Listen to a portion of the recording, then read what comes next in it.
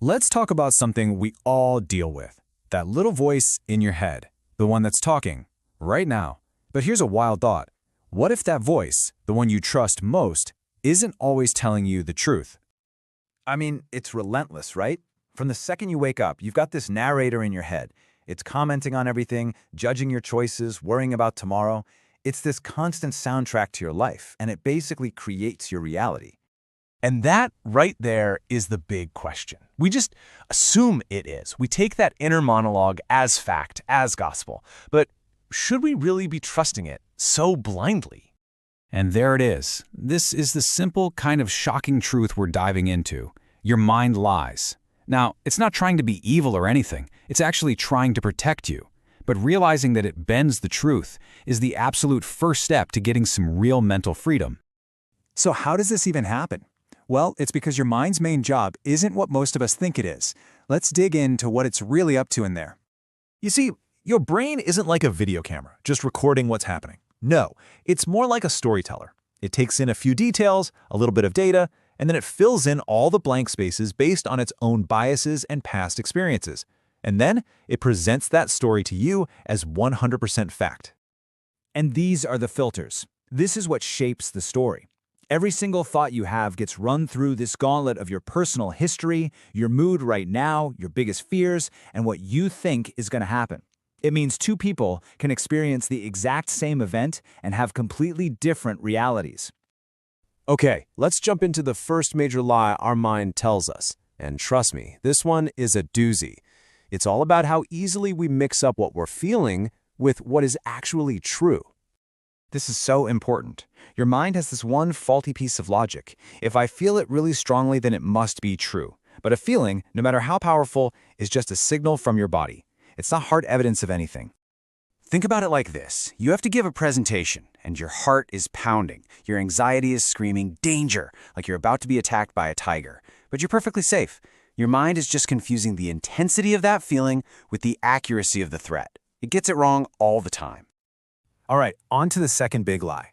This is the one that convinces us we're the star of a show that nobody else is actually watching. You know, I love this because it is such a perfect reality check. You might stumble on your words in a meeting and spend the rest of the day convinced that everyone is thinking about how awkward you are. But the truth? They're not. They're way too busy worrying about what they're going to have for dinner or a mistake they made last week. And that's really the heart of it. We're all the main character in our own movie, so we just naturally assume we're at least a supporting character in everyone else's. But we're not. We're just an extra. And honestly, realizing that is one of the most freeing feelings in the world. Okay, let's do a quick fire round. Here are 3 more super common lies your mind tells you probably every single day. See if any of these ring a bell for you. Oh yeah, the classic procrastination lie. It's so tempting, isn't it? Your mind promises that the future you will be this magical, motivated person who just loves doing hard things. It sells you this story just to get out of the discomfort of doing it right now. But here's the trap. Every time you put it off, you get a little hit of relief, and that relief trains your brain to see avoidance as a reward. So the task doesn't get easier. Your fear of it just gets bigger and bigger. That little bit of comfort now is like a loan with crazy high interest later. Oof. This one is tough because it feels so personal. Your brain is a pattern-matching machine, right? So it takes a couple of times you've messed up, connects the dots, and then declares, see, this is just who you are. You're the person who fails at this. But here's how you flip the script on that. Your past is not a life sentence. It's just a collection of data. It's information you can learn from.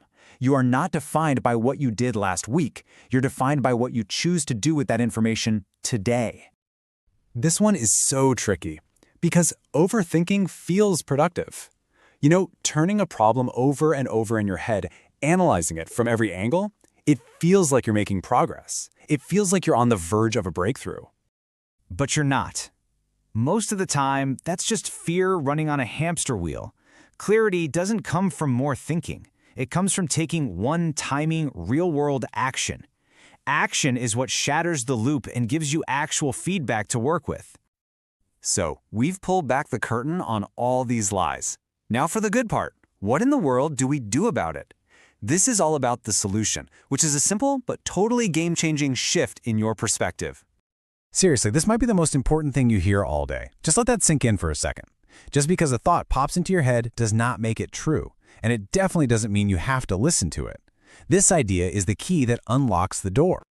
And this shows you exactly what that shift looks like. Most of us live over on the left side, treating every thought like a direct order. The mind says, worry about this, and we do.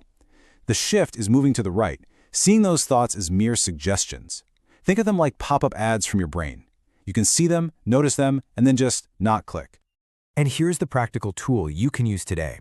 The next time you catch yourself in a negative thought loop, just pause, take a breath, and ask yourself one simple question. Is this thought actually helping me right now? That single act of questioning, of just getting curious, breaks the spell. Awareness is the kryptonite for these lies. And that's what it all comes down to. We've seen how the storyteller in your head works and the sneaky lies it tells. The real power isn't about shutting that voice up. It's about learning to recognize when it's just spinning a story. So think about it. Of all the lies we talked about, which one has its hooks in you? And what's one thing you can do today to start treating it less like a command and more like a suggestion?